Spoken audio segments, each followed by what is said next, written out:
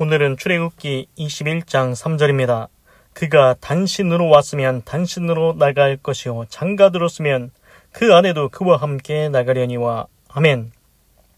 그래서 이제 출애굽기 21장은 20장에서 10계명을 말씀하시고 출애굽기 21장은 이제 율법, 율례에 대해서 말하고 있습니다. 이스라엘 백성이 사회적인 규범, 법규, 도덕 이런 거 있지 않습니까? 이제 이스라엘 백성이 많아지니까 이런 율례가 필요합니다. 그래야 사회가 안전하게 유지된다는 것입니다. 그가 단신으로 왔으면 단신으로 나갈 것이요. 그래서 이제 히브리 종에 대한 규례를 말하고 있습니다. 그래서 히브리 종을 돈 주고 샀으면은 6년 동안은 일하고 7년에는 값없이 나가라고 말했습니다. 그리고 그 히브리 종이 단신으로 왔으면은 혼자, 단신 이제 헛단자 써가지고 몸신, 헛단 몸신, 혼자서 이제 그 종이 혼자서 왔습니다. 혼자서 팔렸습니다. 그러면은 이제 단신으로 왔으면은 이제 나갈 때 단신으로 혼자 이제 자유케 된다. 혼자 나가면 된다. 그런데 장가를 들었으면 그 아내도 그와 함께 나가려니와. 그런데 이제 혼자 종으로 온 게 아니고 이제 종으로 왔는데 자기 아내하고 들어올 때 같이 들어왔습니다. 그러면은 나갈 때는 어떻게 하냐? 나갈 때는 이제 그 종이 이제 나갈 때 자기 아내도 같이 데리고 나가라는 겁니다. 그냥 우리가 들어봐도 참으로 공평하지 않습니까? 그렇습니다.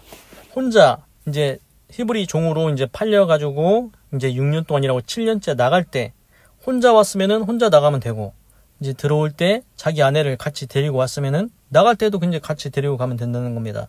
그래서 이제 얼마나 공평해 보입니까? 이게 옳습니다. 공평합니다. 제가 보기에도 그렇습니다. 그런데 이제 이건 이제 가상인데 이제 제가 생각할 때 뭐냐면은 옛날에 우리나라 이제 그런 사람이 이제 있을 수도 있다는 생각이 드는데 이제 악질 뭐 주인이 있지 않겠습니까? 악질 주인. 그러면은 어떻게 하겠습니까? 야, 네가 종으로 들어와서 이제 뭐 7년째 나간다고? 그래 돈 안 받을 돈 값없이 나간다고? 그래 나가. 그런데 네 아내는 두고 나가. 네 아내는 못 나간다. 이렇게 이제 억지로 못 나가게 하는 경우도 있지 않겠습니까?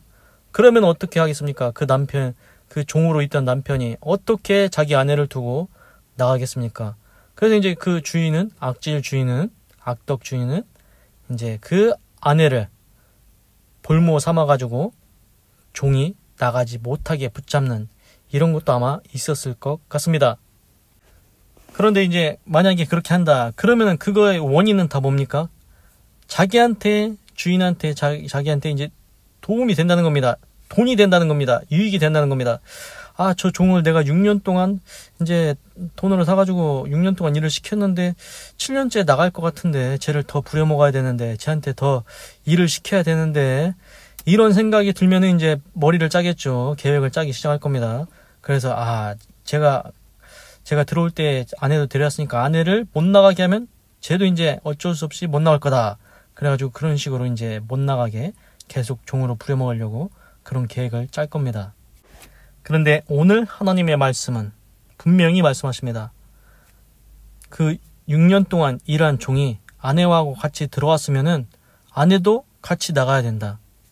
하나님께서 분명하게 말씀하고 계십니다. 그게 옳다. 그게 공정하다는 것입니다. 그래서 요점은 보니까 오늘도 보시는 것처럼 하나님의 말씀이 참으로 공정하지 않습니까? 옳습니다. 6년 동안이라면 7년째 값없이 나가고 혼자 왔으면 혼자 나갈 것이고 아내를 데리고 왔으면 아내도 같이 나가야 된다. 얼마나 공평하고 의롭습니까? 하나님의 말씀이 옳습니다. 그래서 이제 지금 히브리 종에 대한 규례를 말씀드리고 있는데 이제 또 다른 규례, 상해에 대한 보상 뭐 이런 게 계속 나옵니다. 그런데 이게 왜 그러냐? 지금 시내산에서 애굽을 탈출해서 광야에 나와가지고 시내산에서 십계명 받고 하나님께서 여러 가지 규례를 알려주고 있지 않습니까? 이게 이스라엘 백성한테 꼭 필요합니다. 지난번에도 말씀드렸듯이 이스라엘 백성이 이제 사람이 많아지니까 혼자 사는 게 아니니까 그러한 규례와 율례, 법도가 있어야 사회가 잘 건강하게 유지된다는 겁니다. 그리고 또 뭐가 있냐면은 이제 이스라엘 백성이 지금 어디를 갑니까? 광야를 지나서 가나안 땅을 정복하고 차지하러 갑니다. 그래서 거기에 살던 이제 족속들을 다 내쫓고 가나안 땅에 이제 이스라엘 국가가 세워지는데 이제 이게 왜 필요하냐? 지금 시내산에서 하나님께서 이러한 사회적인 도덕적인 규례와 법도 율례를 이렇게 말씀해 주시는데 너희들 이렇게 하라라고 가르쳐주고 계신 겁니다. 이게 정신무장입니다. 정신무장. 이스라엘 백성 애굽에서 지금까지 뭐 하다 왔습니까? 노예 노릇하다가 나왔습니다. 그럼 그 정신에 뭐가 박혀 있습니까? 아, 우리는 이렇게 그냥 노예같이 사는 게 맞아. 이렇게 계속 노예 근성으로 종으로 그 생각으로 살아가면 그렇게 살면 안 된다는 겁니다. 이제는 하나님의 백성으로 하나님께서 원하시는 믿음의 삶을 살아가야 된다는 겁니다. 그리고 가나안 땅에 가는데 이제 문제는 뭐냐면은 가나안 땅에 있던 족속들이 굉장히 거시기한 족속입니다. 그래서 그 나중에 성경에 쭉 뒤에 가다 보면 무슨 얘기가 나오냐면은 가나안 땅이 거기에 거하는 족속이 더럽게 함으로 토해냈다. 그러니까 그 가나안 땅에 살던 여러 족속이 있는데 그 족속들이 하는 생활 방식, 문화 이런 게 아주 더러워서 악해서 그 땅이 그 더러운 족속들을 토해냈다고 이런 구절이 있습니다. 그렇습니다. 그 땅에 가나안 땅에 지금 살고 있는 그 당시에 족속들이 그 사회와 규례와 도덕, 문화 이런 모든 것들이 악하다는 겁니다. 불의가 많다는 겁니다. 그런데 이스라엘 백성이 그냥 아무 생각도 없이 하나님이 가나안 땅 준대야 가서 차지하자. 그래서 땅을 차지했습니다. 그런데 이제 만약에 오늘 말씀하시는 것처럼 출애굽기 21장부터 하나님이 십계명과 규례와 법도 율례 하나님께서 원하시는 그걸 말씀해 주지 않습니까? 그게 없으면 정신무장이 없으면 어떻게 살겠습니까? 야, 여기 가나안 땅 와보니까 쟤네 별 희한한 거 다 하더라. 우리도 한번 저렇게 살아볼래? 저거 괜찮은 것 같은데. 그리고 저기 또 쟤네가 섬기는 신이 있는데 우리도 그거 한번 섬겨볼까? 별별 짓 다 할 겁니다. 그러니까 그 땅에 가서 거기 땅에 있는 문화를 닮아서 거기 땅에 있는 규례를 법도를 그 땅의 법도를 쫓아 살면 동일하게 불의한 일을 죄를 지으며 살게 된다는 겁니다. 그러면은 하나님의 백성이 불의하게 살면 되겠습니까? 그걸 원치 않는 겁니다. 그래서 하나님께서 지금 광야에서 이스라엘 백성을 정신무장을 시키고 있는 겁니다. 너희들 내가 규례 법도 알려준다. 하나님의 백성은 이렇게 살아야 돼. 이렇게 알려주고 계신 겁니다. 그게 이제 딱 와닿는 게 뭐냐면은 우리도 이제 뭐 해외여행 가지 않습니까? 해외여행 뭐 가면은 이제 그 나라 가면 저 신기하다. 저런 것도 있네. 이런 것도 있네. 다 구경합니다. 그런데 이제 문제는 뭐냐? 그걸 보고 와서 거기에서 그 나라는 뭐 희한한 걸 섬기더라고. 그 나라 뭐 이런 것도 있더라고 하면서 그걸 따라한다는 겁니다. 물론 그 다른 나라에 가서 여행을 갔다가 좋은 거를 따라하면 괜찮습니다. 당연히 좋으니까요. 그런데 다른 나라에 가서 나쁜 거를 배워온다.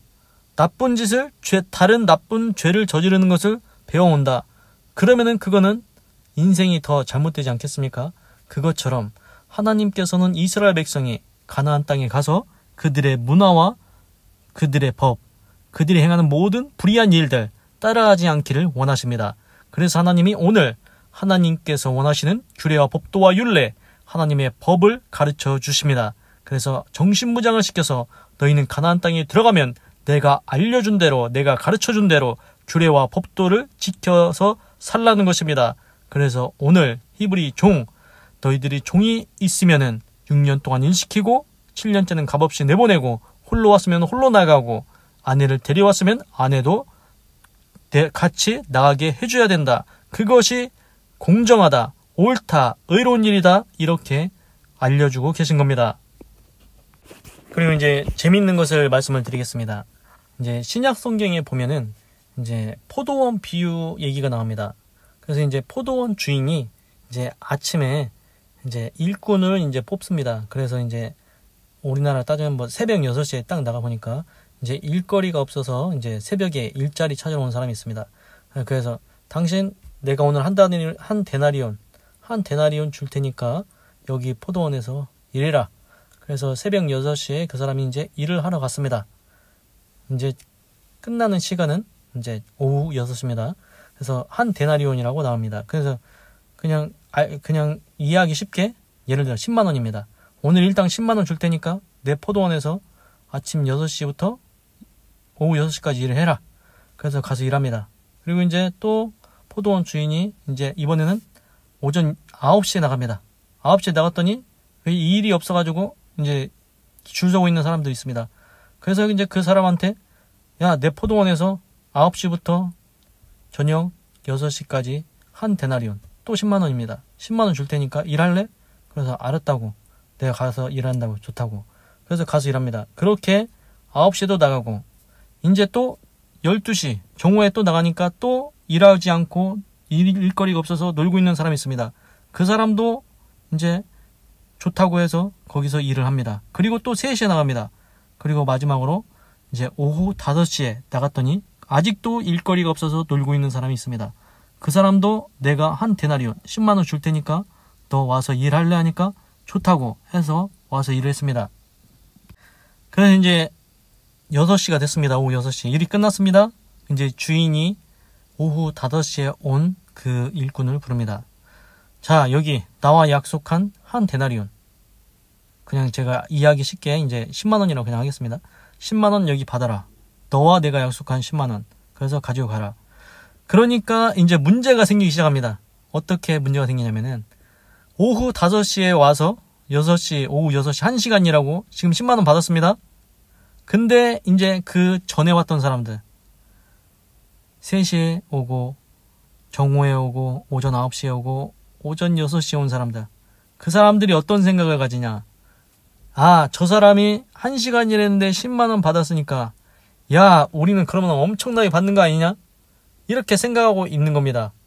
그런데 주인이 그 오전 6시, 오전 9시, 정오, 3시 그 사람들을 각각 한 사람씩 부르더니 다 한 데나리온씩 그냥 10만 원만 주고 가라고 합니다.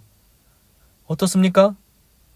10만 원 주는 게 옳습니까? 그러니까 그 사람들이 뭐라고 하냐면은 아니 저 사람은 오후 5시에 와가지고 오후 6시까지 1시간 일했는데 10만 원 주지 않았냐. 그럼 우리는 더 많이 일했는데 일한 시간이 지금 몇 시간이냐. 훨씬 많이 일했지 않냐. 그러면 당연히 더 많이 줘야 되는 거 아니냐. 이렇게 이제 불만을 제기하고 불평을 합니다. 그러니까 그 포도원 주인이 이렇게 말합니다. 야, 내가 자비를 긍휼을 베풀므로 내가 선함으로 너희가 나를 악하다고 하냐? 왜 나를 악하다고 하냐? 너희는 나와 처음에 계약을 할 때 뭐라고 했냐? 우리 포도원에서 오늘 일하면은 오전 6시에서 오후 6시까지 일하면 또 분명히 한 데나리온 10만 원으로 계약했지 않냐? 그러면은 10만 원 그냥 네 거 돈 받고 가면 돼. 내가 옳으냐 그르냐? 왜 내가 선함으로 너희가 악하다 얘기하냐? 이렇게 말했습니다. 이게 무슨 말입니까? 주인은 분명히 계약을 했습니다. 너 오전 6시부터 오후 6시까지 일하면은 한 달날이요. 10만 원이야. 10만 원. 그리고 10만 원 주면 됩니다. 계약했으니 그렇게. 그리고 오전 9시도 정오도 오후 3시도 다 10만 원에 그냥 계약을 한 겁니다. 그러면 10만 원 받고 가면 됩니다. 그런데 이 사람들이 그게 안 되는 겁니다. 아니 내가 저 오후 5시에 와가지고 1시간 일한 사람보다 훨씬 많이 일했는데 비록 계약은 10만 원으로 했어도 일한 시간만큼 좀 더 쳐줘야 되지 않냐. 그 마음이 있는 겁니다. 욕심이 생기는 겁니다. 비록 처음에 그렇게 계약했어도 그게 싫다는 겁니다. 돈을 더 달라는 겁니다. 이게 옳습니까? 전혀 옳지가 않습니다. 주인은 이미 계약을 그렇게 했습니다. 10만 원으로 계약을 했으면 네가 일찍 일했든 늦게 일했든 무조건 10만 원이라는 겁니다. 솔직히 그 일찍 온 일꾼들이 할 말은 없는 겁니다. 법적으로 우리가 생각해도 당연하지 않습니까? 10만 원에 계약했으면 그냥 넌 10만 원 받고 가면 돼. 이제 여기서 이제 중요한 게 뭐냐면은 근데 예수님께서 오후 5시에 와서 오후 6시 1시간 일하고 간 사람한테 10만 원을 줬습니다. 이건 뭡니까? 네가 비록 늦게 와서 일을 조금 했을지라도 그 일꾼이 가족이 있습니까 없습니까? 그 일꾼이 오늘 하루 먹고 살려면은 오늘 하루 일당 10만 원이 필요합니다. 그래서 주인이 그 1시간 일한 일꾼의 가족과 그 일꾼을 생각해서 자비와 긍휼을 베푼 것입니다. 그것은 주인이 아량을 베푼 거죠. 긍휼을 베푼 거죠. 선을 행한 거죠. 그렇지 않습니까? 솔직히 만약에 그 일찍 온 사람들이 불평하는 대로 따지면은 그래? 그럼 너 10만원? 너 저 사람 10만원 받는 거 싫어? 그럼 내가 저 사람한테 10,000원 주면 되겠냐? 10,000원 주면 저 사람 가족은 오늘 잘 못 먹겠네? 밥을 못 먹겠다? 넌 그럼 그렇게 하는 게 좋겠냐? 그렇게 되지 않겠습니까? 그런데 그 포도원 주인이 자비와 긍휼을 베풀어서 10만원을 주어서 그 늦게 온 일꾼의 가족들까지 다 먹고 살 수 있게 그렇게 해준 것입니다. 그게 자비와 긍휼입니다. 그러면은 만약에 이제 역할을 한번 바꿔보면 됩니다. 그래서 이제 포도원 주인이 하나님을 나타내는 건데 역할을 한번 바꿔보겠습니다. 일찍 온 그 사람 있지 않습니까? 오전 6시에 와서 오후 6시까지 일을 해서 10만원 받았던 사람, 그 사람이 이제 막 불평하지 않습니까? 아니 저 사람 1시간 일했는데 왜 나는 10만원 주냐? 나 더 달라고 그렇게 하지 않습니까? 만약에 이 사람이 나중에 주인이 됐습니다. 이 사람이 포도원을 만들었습니다. 그럼 이 사람이 주인이 돼서 일꾼을 데려다 쓸 때 이 사람은 오후 5시에 온 사람 오후 6시까지 일해서 1시간 일했다. 그럼 이 사람은 그 일꾼한테 10만원을 주겠습니까? 아니면은 10,000원만 주겠습니까? 제가 볼 때는 이런 마음을 가진 사람은 1시간 일했으면 너는 10,000원만 받아. 그래서 10,000원밖에 안 줄 겁니다. 그러면서 야, 네 가족이 굶어 죽든 말든 나는 상관 필요 없어. 네 일한 만큼 10,000원만 가져가. 이렇게 할 확률이 굉장히 높지 않습니까? 이 사람은 그렇게 하고도 남을 겁니다. 자비와 긍휼이 없는 사람입니다. 그리고 이제 또 관점을 바꿔보겠습니다. 그러면 이번에는 그 사람이 포도원 주인이 된 게 아니고 예를 들어서 자기 아들이 오후 5시에 가서 오후 6시까지 일해서 1시간 일했는데 자기 아들이 1시간 일했으면은 10,000원 받기를 원할까요? 10만원 받기를 원할까요? 자기 자식이면은 아유 포도원 주인님 제 자식이 비록 1시간 일했어도 10만원 주시는 게 좋지 않을까요? 그렇게 얘기하지 않겠습니까? 이게 그러니까 관점이 바뀌면은 아예 이게 달라집니다. 그래서 자기 자식은 1시간 일했어도 10만원 주는 게 훨씬 좋습니다. 10만원 주시지요. 이렇게 된다는 겁니다. 그런데 남의 자식이다. 남의 자식이면 제 1시간 일했으니까 10,000원만 주세요. 이렇게 됩니다. 어떻습니까? 자기 자식이라고 생각하면 자비와 긍휼의 모습을 보입니다. 그래서 이 자비와 긍휼의 마음이 이제 중요합니다. 이제 보통 이제 대부분의 사람들은 자기 욕심, 자기 이득 챙기기에 바쁩니다. 그런데 이제 우리나라에도 옛날에 이제 그 농사 지을 때 천석군, 만석군 뭐 이런 사람들 있지 않습니까? 그런데 이제 그 중에서도 이제 저 천석군, 만석군 저 사람은 저렇게 잘 돼도 우리가 인정을 해. 동네 사람들이 인정한 사람들이 있습니다. 그 사람들이 누구냐면은 그 사람들은 이제 동네 거지 이제 좀 불쌍한 사람들 있으면은 자기 이제 곡간을 풀어가지고 곡식 나눠주고 그렇게 해가지고 동네 사람들도 이제 인정하고 존경하는 겁니다. 우리 저기 천석군 있잖아. 저기 만석군. 저 사람은 우리가 이제 어려울 때, 우리가 힘들 때, 배고플 때 자기 곡간을 풀어가지고 나눠준다고. 저 사람 잘 되는 건 당연한 거야. 저 사람은 우리한테, 가난한 자들한테 자비하고 긍휼을 베풀더라고. 그런데 이제 뭐 다 천석군, 만석군이라고 해서 자비와 긍휼을 베푸는 건 아니지만 그 요점은 자비와 긍휼을 베푸는 마음.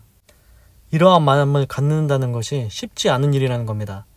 누가 내 자산을 나눠서 다른 사람을 돕겠습니까? 그런데 그게 내 자식이면은 자비와 긍휼의 마음이 생깁니다. 하나님도 우리를, 인류를, 모든 사람을 자비와 긍휼의 마음을 베푸십니다. 그렇습니다. 하나님은 1시간 일한 일꾼에게도 너 10만원 받아가라. 너 가져가서 네 가족들 음식 사줘야지. 그래서 굶어 죽지 말아야지. 그렇게 자비와 긍휼을 베푸십니다. 그런데 이 포도원 비유에서 그 포도원 이게 주인이 하나님을 나타내고 있습니다. 비유입니다. 하나님을 나타내고 있습니다. 하나님께서는 우리한테 자비와 긍휼을 베풀기 원하십니다. 만약에 하나님의 자비와 긍휼이 없다. 그러면은 죄 지으면은 바로 심판입니다. 너 죄졌어? 너 번개야. 번개 맞아. 너 죄졌어? 너 우레 번개 맞아. 바로바로 즉각 심판이 온다고 하면은 몇 사람이나 지금 살아있겠습니까? 그런데 하나님의 자비와 긍휼이 있는 것입니다. 너 비록 죄를 졌지만 내가 너를 위해서 예수님이 대신 네 죄 지고 십자가에 죽게 했으니까 예수님 믿고 죄사함 받고 회개하고 구원 받아라. 그리고 하나님이 기다리십니다. 죄인이 돌아오기를 오래도록 참고 기다리십니다. 자비와 긍휼을 베푸십니다. 그리고 이제 그 오전 6시에 온 게 뭐냐면은 결국 그거는 아침 일찍이지 않습니까? 그게 이제 우리 인생으로 들어갑니다. 우리가 젊었을 때, 나이가 어릴 때 예수님을 믿는 사람이 있습니다. 그러면 예수님을 믿고 어릴 때 믿고 이제 하나님을 위해서 이제 살아갑니다. 그리고 이제 어떤 사람은 청년일 때, 어떤 사람은 중년일 때, 어떤 사람은 노년일 때 나이가 많이 들어서 이제 인생이 다 끝나갈 무렵에 그때 예수님을 믿는 사람도 있습니다. 그 다음부터 하나님을 위해 살아갑니다. 그런데 나이가 들어서 믿었어도 하나님께서 그 노인에게 인자와 긍휼과 자비를 베풀어서 너 나이가 들었지만 인생이 마지막이 이제 가까웠지만 네가 이제 예수님 믿냐? 그러면 내가 너도 천국 가게 해주겠다. 너도 천국에 들어가라. 이렇게 말씀하신다는 겁니다. 그런데 젊을 때, 나이가 어릴 때 믿었던 사람이 아니 저 사람은 나이가 많이 들어서 이제 거의 다 갈 때가 돼서 이제 믿었는데 천국 가는 게 옳냐고. 저 사람은 이제 나이가 늦게 믿었으니까 천국에 발만 들어가게 해주세요. 나머지는 못 들어가게 해주세요. 이것과 지금 똑같은 얘기를 하고 있다는 겁니다. 어떻습니까?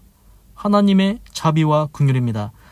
네가 나중에 나이가 들어서 예수님을 믿었다 할지라도 너도 천국에 들어가라. 그게 하나님의 자비와 긍휼입니다. 기도하겠습니다. 하나님, 오늘은 출애굽기 21장 3절을 읽고 묵상해 보았습니다. 히브리 종, 그가 단신으로 왔으면, 혼자 왔으면 단신으로 나갈 것이요 장가 들었으면 그 아내도 그와 함께 나가려니와. 그렇습니다. 하나님께서 히브리 종도 인격이 있음을 알려주십니다. 그 종이 혼자 왔으면 혼자 다시 나가고 아내를 데리고 왔으면 그 아내도 다시 함께 나가라고 했습니다. 하나님께서는 종에게도 하나님께서 인간적인 대우를 하라고 말씀하십니다. 인격이 있다는 것입니다. 종이라 할지라도 인권을 생각하라고 말씀하고 계십니다. 이런 면에서 보자면은 하나님은 공의를 가지고 계신 분이십니다. 공평하고 의로우십니다. 하나님의 공평과 의로움을 가진 그러한 삶을 살아갈 수 있도록 인도하여 주시옵소서. 하나님, 나보다 낮은 사람이라고 무시하지 않게 하시고 사람 대우를 잘 할 수 있도록 역사하여 주시옵소서. 하나님, 또한 오늘은 포도원 주인에 대해서, 포도원 비유에 대해서 생각해 보았습니다. 하나님께서는 오후 5시에 와서 1시간 일했다 할지라도 한 데나리온, 예를 들어 10만 원을 다 주어서 그와 그 가족들이 다 먹고 살 수 있게 하셨습니다. 그것이 하나님께서 자비와 긍휼을 베푸신 것이라는 것 알게 되었습니다. 하나님은 자비하시고 긍휼을 베푸십니다. 우리가 비록 죄를 범했을지라도 우리가 하나님께 다시 오기를 기다리고 계십니다. 그러한 하나님의 자비와 긍휼을 깨닫게 하시고 이제는 하나님께 돌아오게 하시옵소서. 꼭 예수님 믿고 구원받게 하여 주시옵소서. 젊은 나이에 예수님을 믿으면 좋습니다. 그러나 나이가 들었다 할지라도 하나님, 죽기 전에 꼭 예수님 믿고 구원받게 하여 주시옵소서. 하나님께서는 나이가 들어서 믿는다 하여도 너 늦게 믿었으니까 네 발만 천국에 들어갈 수 있다, 이게 아니고 온전히 천국에 온몸이 다 천국에 들어갈 수 있다고 말씀하십니다. 그것이 하나님의 자비와 긍휼인 것 깨달았습니다. 하나님께 돌아오기에 너무 늦은 시간은 없습니다. 지금이라도 예수님 믿고 구원 받으면 천국에 온전히 들어갈 수 있습니다. 하나님, 꼭 예수님 믿고 천국 갈 수 있도록 인도하여 주시옵소서. 하나님 감사합니다. 사랑합니다. 찬양합니다. 주님 홀로 영광 받으소서. 사랑이 많으신 예수님의 이름으로 기도드립니다. 아멘. 건강하시고 예수님 믿고 구원받으시고 예수 내 구주 하나님의 축복이 말지어다. 아멘.